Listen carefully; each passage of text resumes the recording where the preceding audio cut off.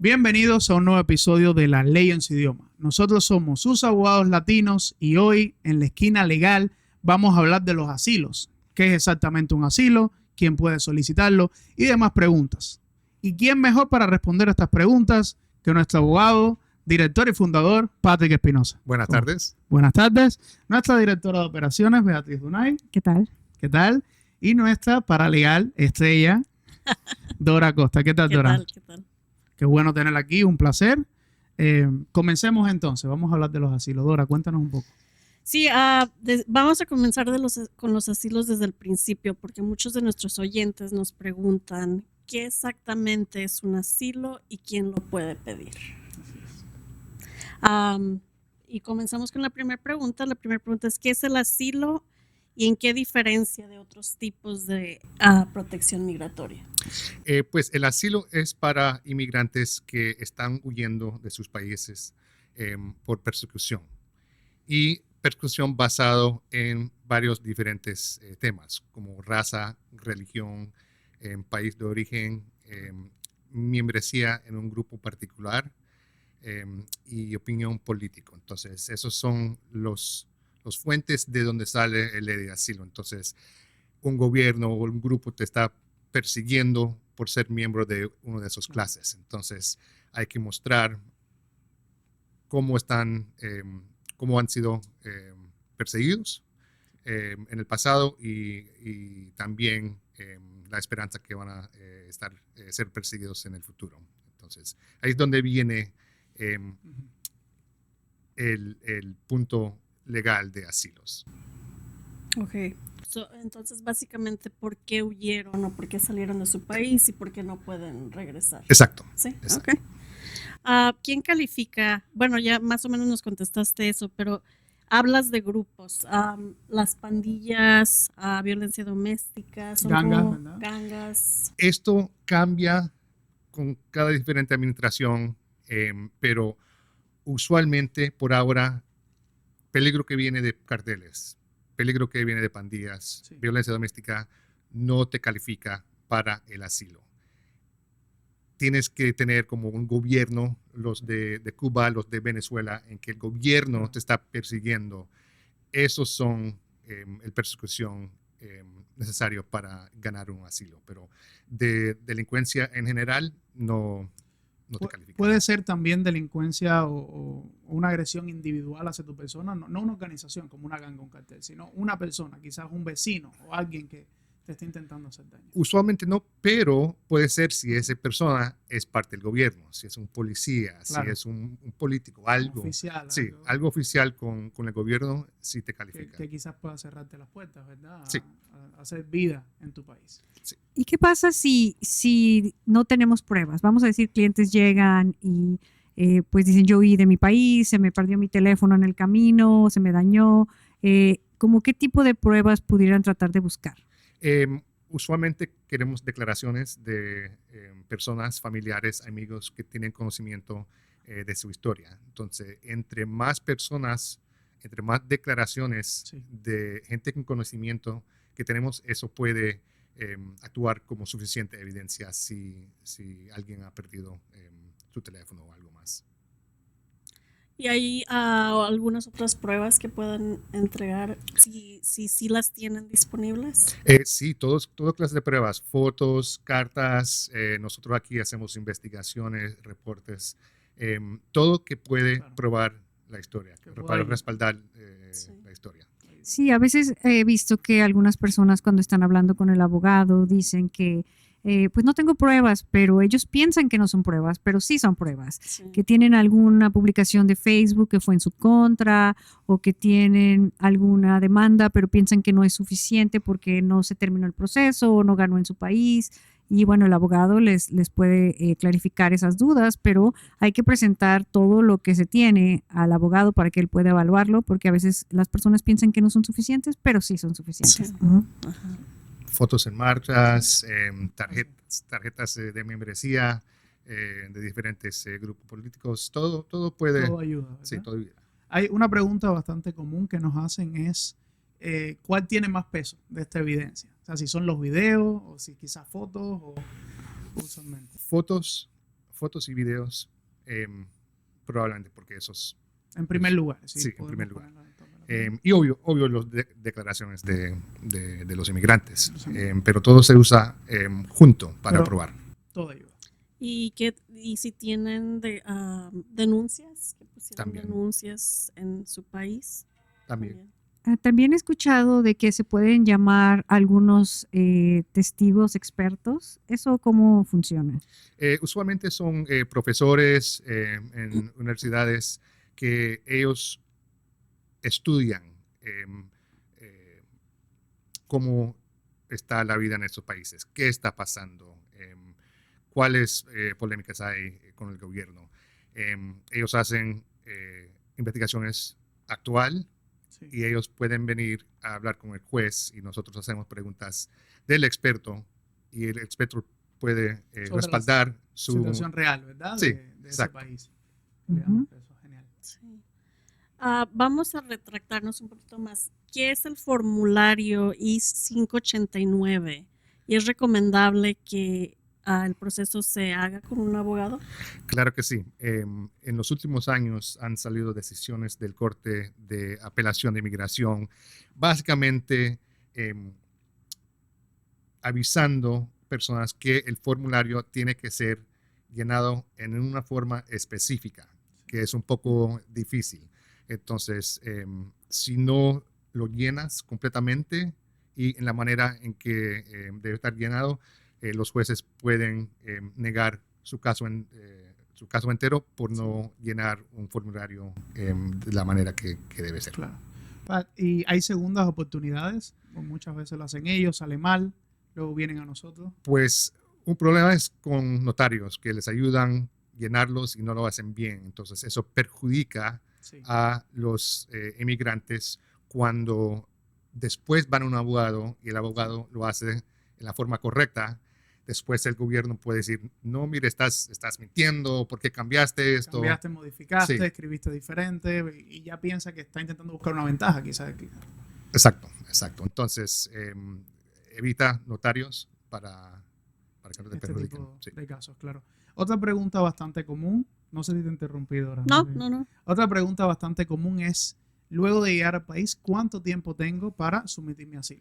Cuando entres, empieza un reloj y tienes solo un año después de haber cruzado la frontera o entrado por avión o con visa, tienes un año para Un año. presentar su... Sí. Sí, y ahí es importante decir que hay que consultar con un abogado para hacer ese proceso, pero sí dar un poco de tiempo.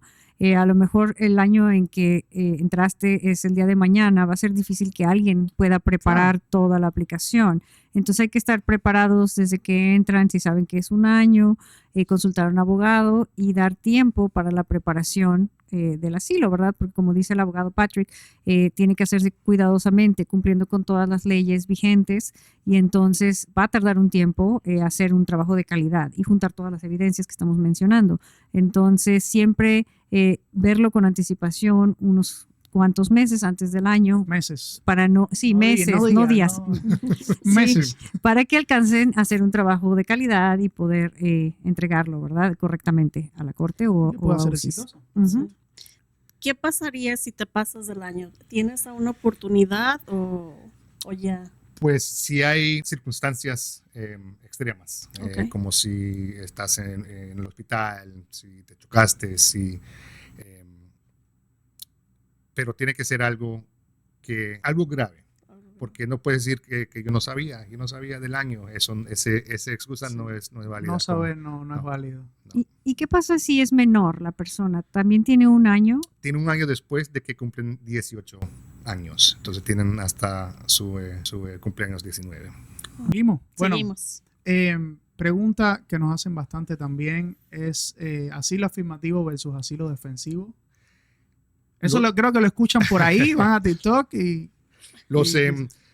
Son Yes. parecidos pero diferentes y Ok. son diferentes partes del asilo. Sí. Siempre va a ser los mismos cosas que tenemos que probar. Persecución en el pasado y esperanza de persecución en el Sí. futuro. Asilo afirmativo es para migrantes que no cruzaron indocumentado, que llegaron con visa o que cruzaron la frontera sin ser agarrados. Asilo afirmativo es cuando no tienes caso en corte. Entonces, ¿cómo puedes aplicar para el asilo? Hay que hacer una petición afirmativamente con USIS, que es el Servicio de Inmigración y Ciudadanía. Después hay una entrevista y después te dan sus resultados. Si ganas su asilo, te darían su estatus de asilo por un año y después del año puedes aplicar para la residencia. Si te negan la aplicación, lo refieren a Corte de Inmigración, en donde tienes un segundo chance, donde entras a asilo defensivo, que es en frente de un juez.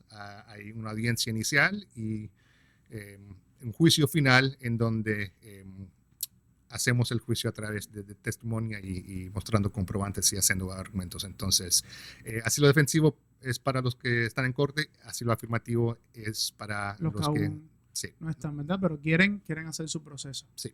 Bueno, pero también es importante que Es muy complejo, perdón que te interrumpa. Sí. Es bastante complejo esta comparativa para muchas personas. Sí, a veces las personas que llegan a nosotros preguntan al abogado si pueden aplicar para uno o para el otro, o sea, si tienen derecho, es que yo quiero aplicar a uno de los dos, pero en realidad, como lo dice el abogado, depende de tu situación y cómo entraste, ¿verdad? No siempre va a poder aplicar a uno o a otro, ¿cierto? Hay que distinguir si, por ejemplo, una persona entra a través de la frontera, como lo llaman, que se entregan en la frontera, entonces ahí ¿cuál asilo aplica? Eso es asilo defensivo. Si te agarran en la frontera, esos te ponen directamente en corte. Entonces quiere decir que ya no puede aplicar en UCIS. Eso significa que no puedes aplicar en UCIS. Okay. Ya te ponen en procedimiento de deportación. Y solo para el asilo afirmativo, ¿para cuál de los dos es para el que se requiere una entrevista? Ese es asilo afirmativo. Asilo afirmativo. Sí. Es una entrevista en que un oficial de asilo te hace preguntas porque tienes miedo de regresar a su país de origen y pues los abogados están ahí, pero tomando notas y viendo cómo está actuando el oficial, si el oficial está haciendo algo incorrecto o anormal. En el asilo defensivo, en corte, es cuando los abogados manejan el juicio. Nosotros hacemos las preguntas, pero en asilo afirmativo la entrevista solo es eso, una entrevista. Y en los asilos afirmativos, que son los de UCIS, ahí la persona tiene que llevar un intérprete y ¿cuál es la importancia de esto? Sí, tiene que llevar un intérprete que no sea el abogado o tiene que ser alguien desconocido porque pues antes el gobierno durante tiempos de la pandemia ellos traían sus intérpretes, pero no, ahora hay necesidad de traer su propio intérprete que te puede, uno bueno también, porque ellos están contando su historia, entonces si no te puede contar la historia, pues, más vale que la traduzca bien. O sea, estamos jugándonos aquí, estamos jugándonos la vida. La traducción es clave para cualquier tipo de caso, porque cualquier cosa que es mal traducida te puede palabra mucho. Le quita peso, una palabra que no sea lo mismo que estás diciendo, suena más suave, bueno, y le quita importancia. Sí, ¿y en la corte tiene uno que llevar su traductor? No, ellos tienen intérpretes en el corte. Sí. Igual hay que hacer el proceso, solicitarlo, pero, ¿verdad? No, el corte hace todo, sí, siempre. A veces por video, a veces en persona, pero sí. Pero los clientes van a tener. Sí, para corte los clientes no tienen que preocuparse de traer intérprete. Otra pregunta sobre ICE.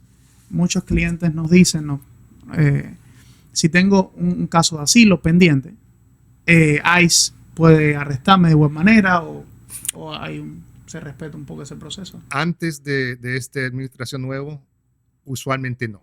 Okay.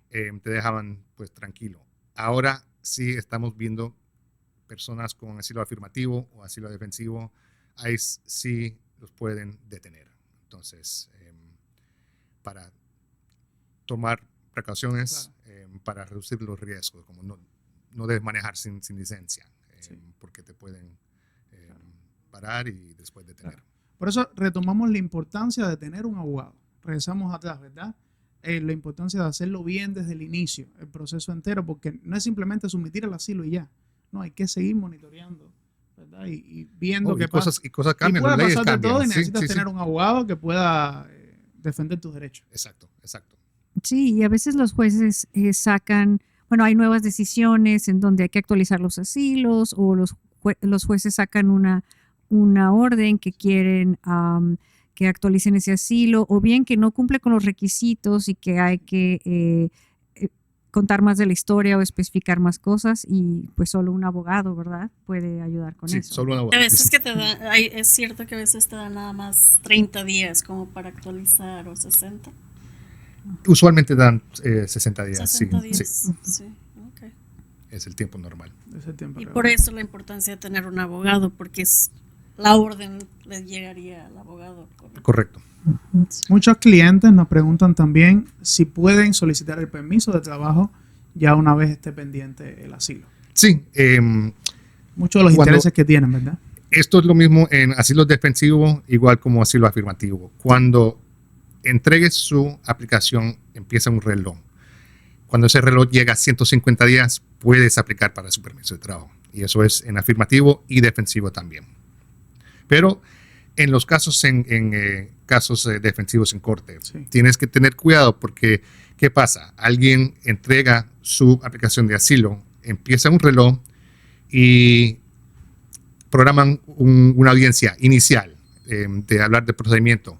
Ujú. Si ellos van a esa audiencia sin abogado y si el juez les da más tiempo para encontrar abogado, ese reloj se para y no Se puede para ir. y no sigue avanzando, entonces tienes que volver de cero. Exacto. ¿Verdad? Y te dicen mucho también, los jueces quieren que esté un abogado siempre. Por eso dan ese chance. Sí, sí. Te vamos a dar tiempo para que tengas un abogado.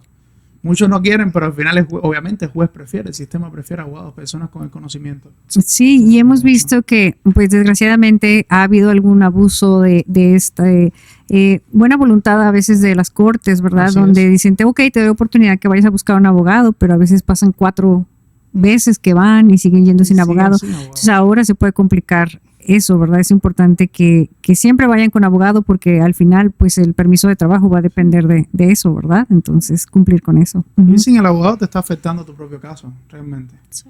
No es obligatorio, pero sí te afecta. Por eso el juez recomienda y recomienda, ¿verdad? ¿Y qué pasa si te niegan el asilo? Si te niegan el asilo, pues déjeme hablar de los alivios. Hay 3 alivios en Corte de Migración, que es diferente de asilo afirmativo, no te expliqué. En asilo afirmativo solo hay el asilo. En el corte no solo tienes el asilo, tienes lo que se llama el detención de deportación Sí. y el detención de deportación bajo la Convención contra la Tortura de Ginebra, que son diferentes, tienen diferentes elementos para probar. Si ganas el asilo, ya vas en camino a residencia. Si ganas uno de estos detención de deportación, te darían un orden de deportación, pero lo detengan. Entonces, no te van a deportar. Puedes vivir aquí en el país por siempre, con permiso de trabajo, pero con dificultad llegando a residencia. Si niegan los 3, hay un procedimiento de apelación que dura de 3 a 5 años. Bueno, ¿algún consejo general sobre los asilos? ¿Qué le podemos pedir a nuestros clientes o a las personas que están viendo y quieren solicitar un asilo? ¿Qué deben hacer? Yo pienso que lo más importante es siempre tener sus evidencias, tener todos sus documentos. Yo como paralegal siempre pienso que ya estamos en una era digital donde tener todo listo para Todo cualquier preparado. emergencia y para presentar tus evidencias desde un principio, porque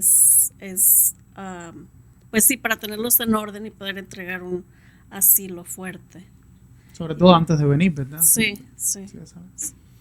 Pat, any Pues recommendation? evita notarios, aunque piensas que tal vez Es más económico, tal es la vez sí. razón. Y a veces no. Hemos visto que notarios cobran más que abogados, entonces, y te perjudican. Entonces, tienes que estar seguro que su abogado está licenciado para Sí. hacer este trabajo. Sí, que el mejor resultado va a venir de contratar a un abogado y en el caso de nosotros pues tenemos todo el personal bilingüe. Eso ha demostrado Así es. ser una barrera muchas veces para las personas de poder hacer sus aplicaciones correctamente, es porque no se pueden comunicar, Pero bueno, en nuestro caso todos los abogados hablan español, todas las personas que trabajan aquí hablan español y podemos perfectamente entender su caso y presentarlo de una forma que sea la correcta. Sí, entendiendo al cliente, sentándose con él, sabiendo y escuchando, ¿no?, su situación en su idioma. Muy importante. Sí. Podemos trabajar obviamente en todos los Estados Unidos, pero si se preguntan, estamos ubicados en Ohio, al noroeste de Cleveland, específicamente en Paintsville. Nuestro número de teléfono es 440-776-8756 y nuestro número de WhatsApp es 216-410-0502. Dejen sus comentarios y sus dudas en la cajita de comment, en el canal de YouTube. Suscríbanse, activen la campanita, denle like para seguir apoyando este contenido. Y nosotros somos sus abogados latinos, la ley en su idioma. Gracias.